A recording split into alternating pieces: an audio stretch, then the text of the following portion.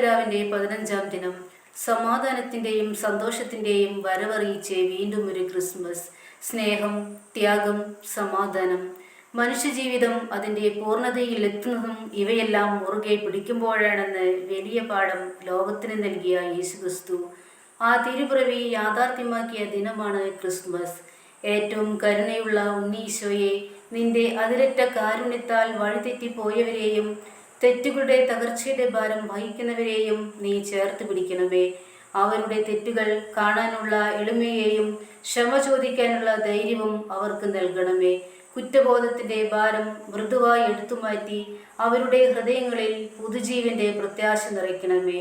നിന്റെ വെളിച്ചത്താൽ നയിക്കപ്പെട്ട് അവരെല്ലാവരുടെയും നീതിയുടെയും പാതയിൽ നയിക്കണമേ.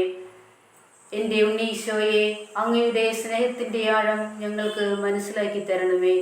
5 തവണ ഈ സുഹൃജപം ചൊല്ലിക്കൊണ്ട് ഉണ്ണീശോയ്ക്ക് ഒരു പൂച്ചെണ്ട് സമ്മാനമായി സമർപ്പിക്കാം.